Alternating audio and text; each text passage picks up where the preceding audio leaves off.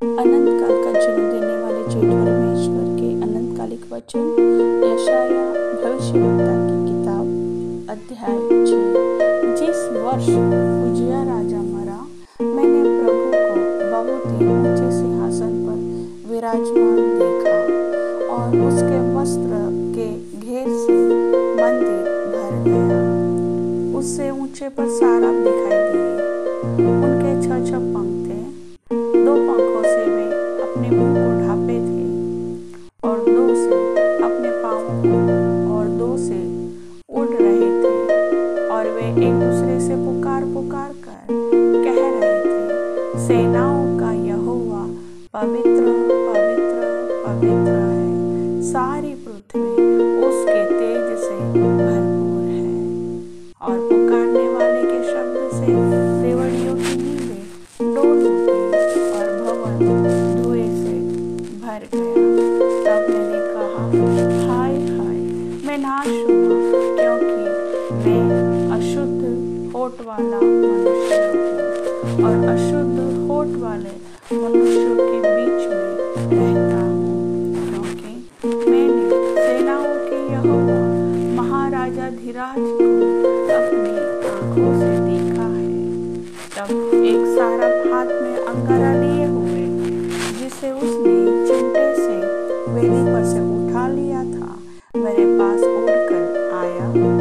उसने उससे मेरे मुंह को छूकर कहा, देख, इसने तेरे होठों को छू लिया है, इसलिए तेरा अधर्म दूर हो गया और तेरे पाप क्षमा हो गए।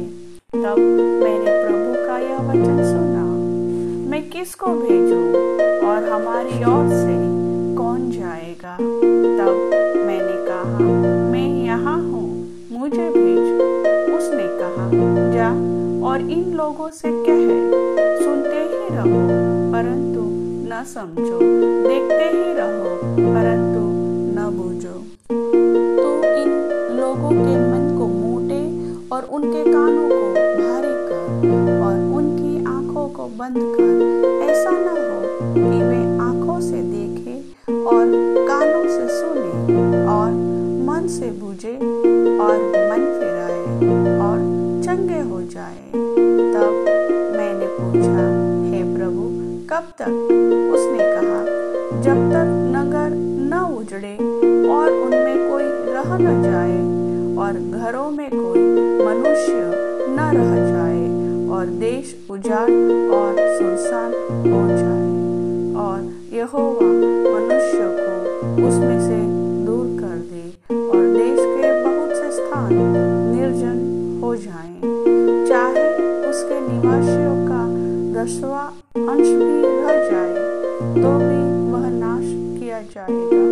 परंतु जैसे छोटे या बड़े बांज वृक्ष को काट डालने पर भी उसका ठूंठ बना रहता है, वैसे ही पवित्र वंश उसका ठूंठ ठहरेगा।